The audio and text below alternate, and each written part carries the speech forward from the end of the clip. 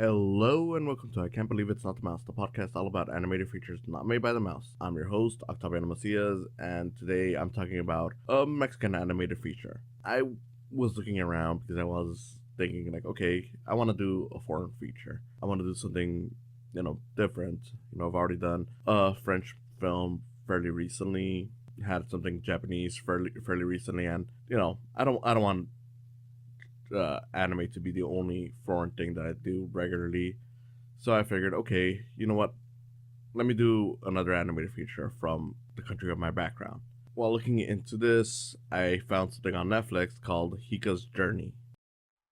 Hey, before we get this video started, I just want to say thank you for coming on. And if you enjoyed this video, like it, comment below for whatever reason you have, whether it's a question or you just want to give a shout out or just whatever. And if you've been watching a few of my videos, why haven't you subscribed yet? I mean, I'm sure some of you already have, but if you haven't, please consider subscribing. It won't hurt. It will get you more of my content. And if you really want to see some more stuff, ring that bell. Again, thank you for coming on, and I hope you enjoyed the video. Xico's Journey is a pretty simple animated feature. It definitely is something for kids. The animation in it, while it's not bad, it's definitely cute, is something pretty simple. It's like the character designs are something that you would probably see on a pretty low budget cable show. That's not to say that it looks bad. It doesn't. It really does look charming. For what it is, it works, is basically what I'm trying to say.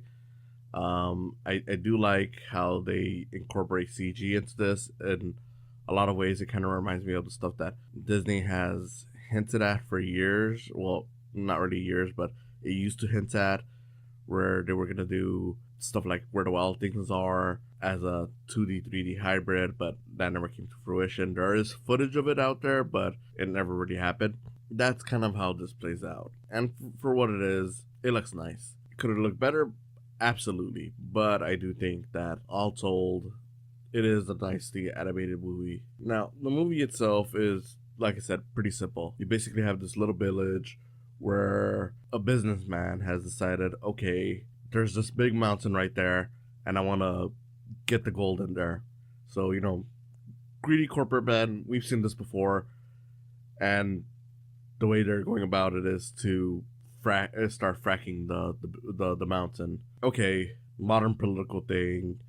It's environmental.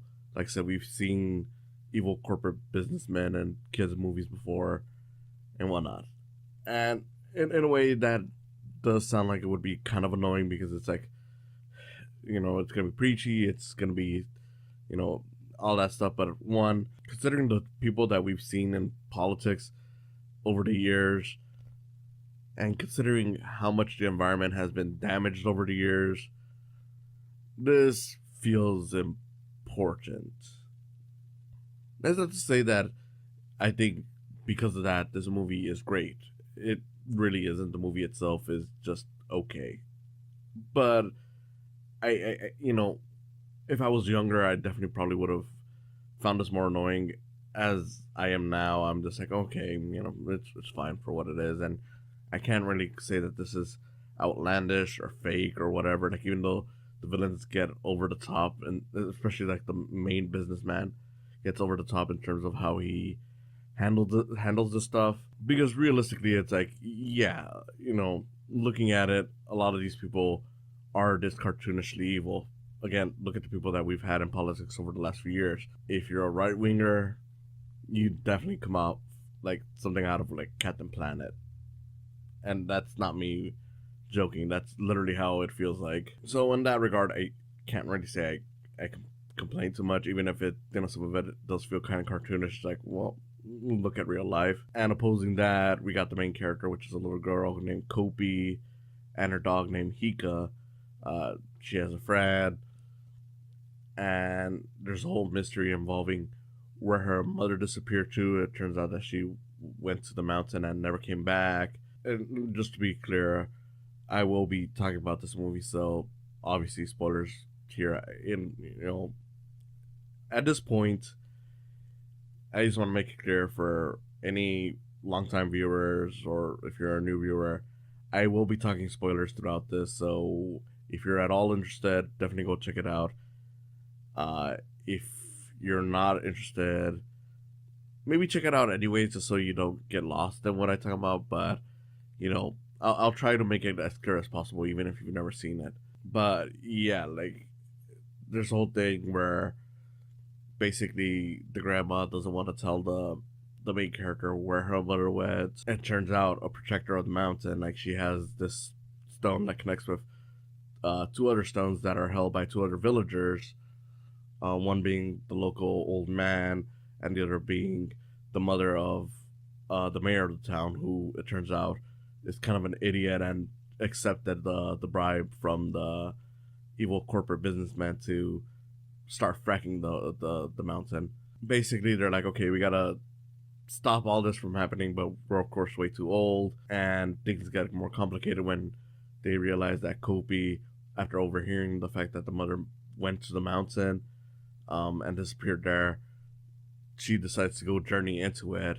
So Kopi's friend is pretty much given the task like, okay, take these stones to her.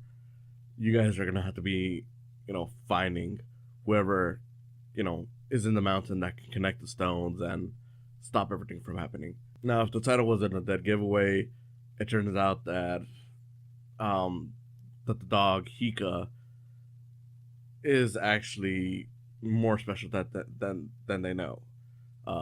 Once they get to the mountain, he starts talking, which I'll be honest, it's one of the weaker choices of the movie. Like I get it, but at the same time, it's like I don't really care for this character, even after they give him a voice and they make him more involved in the story. Like I was kind of like, okay, there's multiple animals that come through here.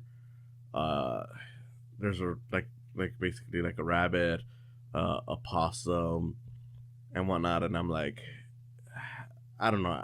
I'm not saying that necessarily any one of those could have replaced the dog, but yeah, any one of those could have pretty much replaced the dog, and it wouldn't have made much of a difference to me. So there's like a whole thing where they're trying to find who they're supposed to take the stones to fix the problem. There's guardian spirits. There's the mystery of the mother, and then there's the town that eventually realizes, okay, wait a second, they're gonna be destroying our town through the use of fracking, so they start trying to fight back, and you got all these things coming to a head, and it does feel like, okay, it's probably a bit too broad for even for a 90-minute movie. Not that this movie outstays its welcome, but it's like a lot of it just doesn't matter to me. It's just like, okay, I already know what's going on, and again, not necessarily that it couldn't have been as long as it is. It's just that if you made this any shorter, I don't think much information would have been lost. I don't know. It really didn't make much of a difference for me either way. It was just, here's your story, here's your messages, here's your characters.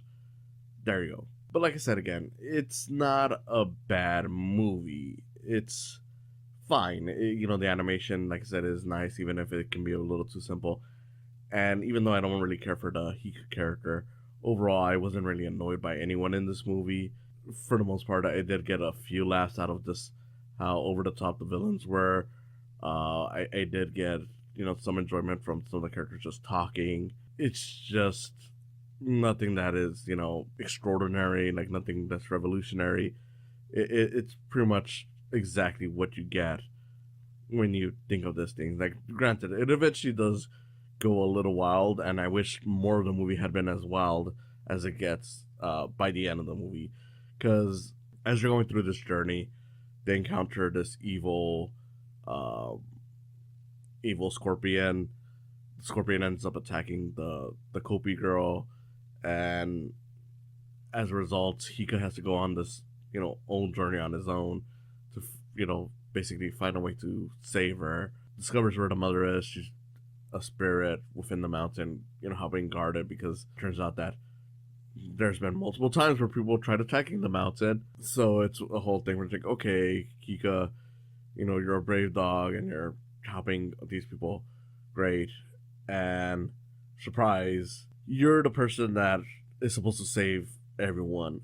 It turns out that this whole journey has been less about you finding the person that'll stop this and more about you finding yourself become the hero that you need to be, which, well, okay, that's not exactly original, but it is kind of like, okay, that's something. And I know that sounds like a waste of time for a lot of people because it's like, well, if he was already there, why couldn't he just fix things? But it's like, look, like the movie says, it's about him going through this journey so he could become the hero. So I'm like, okay, I won't say it's clever, but at the same time, I will say that it creates this situation where it's like, okay, the whole journey is, the journey is the destination kind of thing where it's like, okay, well, I get it. It's important. Once it gets to that point, he's able to rescue the girl, cure her of her illness caused by the scorpion. They fight off the scorpion. Xico becomes this pretty much super dog. And then the mountain starts fighting back against the people fracking.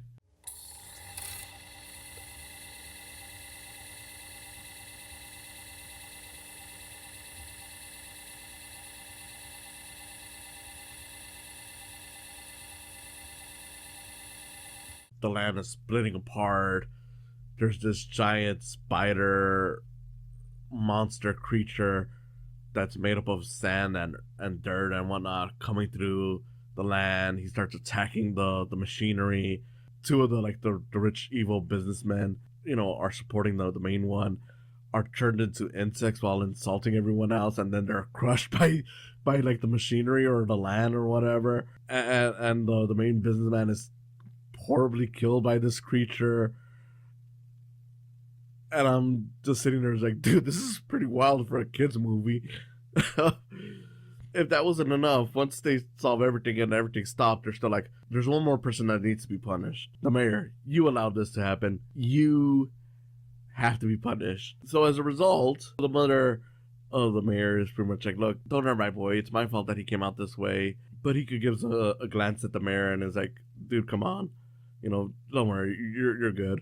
So this deer, which I've been completely been forgetting to bring up, who's been there, basically opens up a piece of the land, and the mayor goes through it, and out comes out Kobe's mother.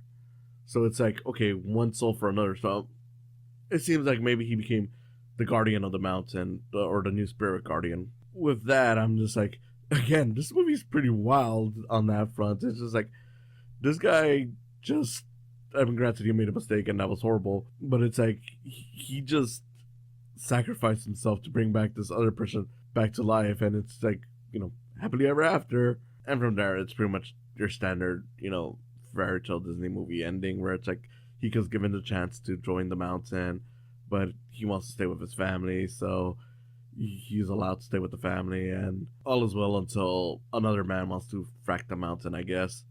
The end. And I'm like, man, the movie would have been so much better if it was as crazy as those final minutes where it's just like, we're just throwing everything at it. Like, Cav, throughout the journey, more dangerous stuff that's going on.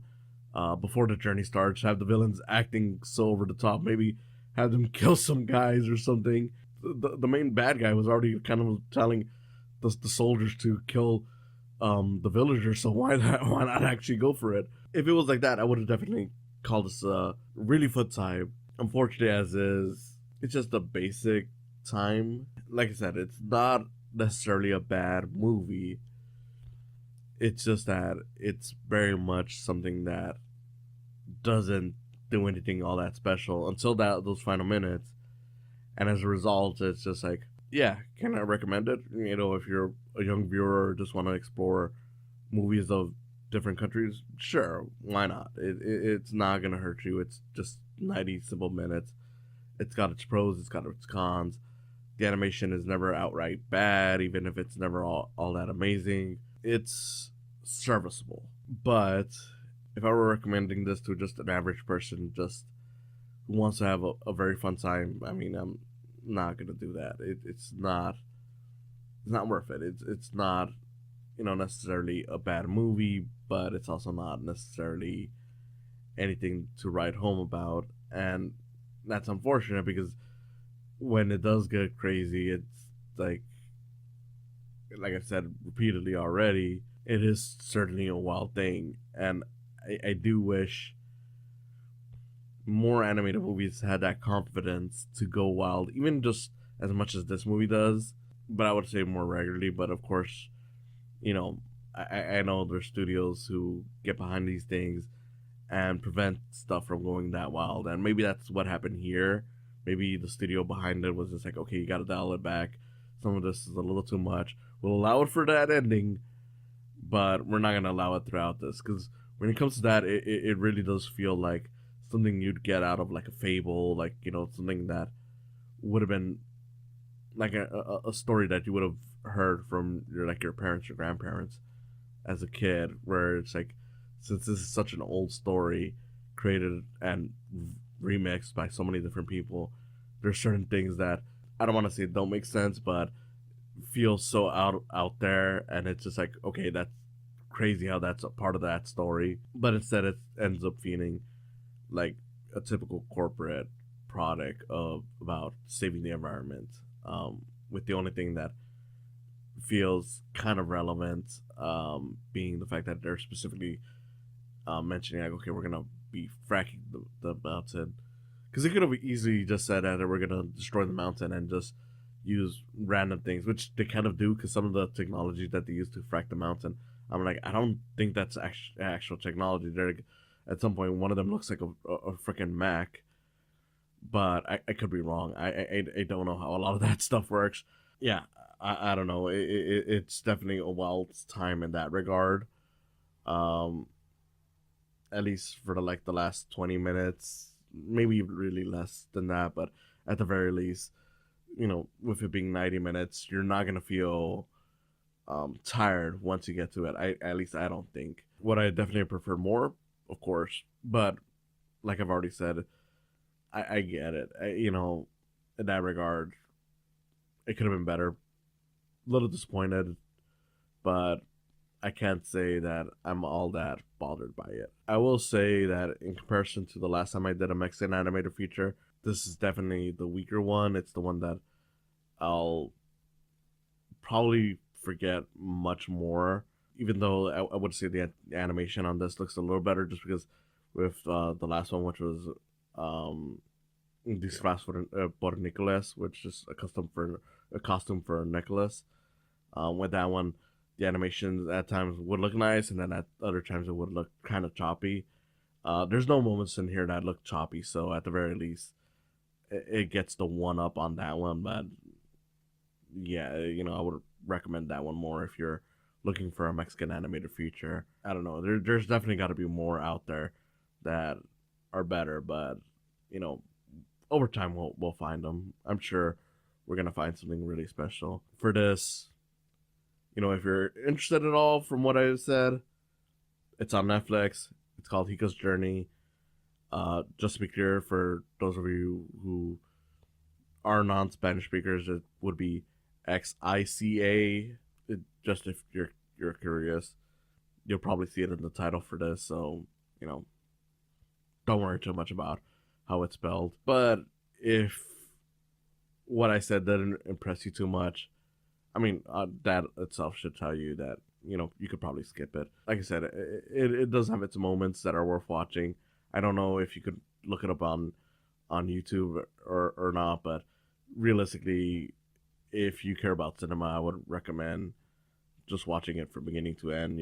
Give it a fair shake. Maybe you might like it more than I do, and that's the important thing. A lot of people, often forget that just because one person likes or dislikes something doesn't mean that they will, even if their opinions are usually very similar. You might see something that I didn't. You might be in a better mood than I am. I don't know. In any case, thank you for listening. This has been Octaviano Macias, and I'll see you again next time. ¡Las piedras! ¡Ay, es un conejo que habla! Mejor se van acostumbrando a todo esto. Thank you for coming on today. If you enjoyed this, please consider subscribing to my YouTube channel, where you'll see video versions of these podcasts And if you just want to listen to them, there's always the option of just following the podcast on their various sites, whether it's Spotify, Podbean, or Apple Podcasts. Whatever you choose, I hope you continue enjoying these. And if you want to support me even further than that, there's always the option of Patreon. With Patreon, even just $1 will get your name on the video versions of this and on other videos that I may do outside of these podcasts. A few dollars more gets you some behind the scenes info, and as this continues to grow, you'll find that there's more perks to it. So I hope you consider supporting me through Patreon as well. In any case, again, thank you for listening, and I hope you have a wonderful day.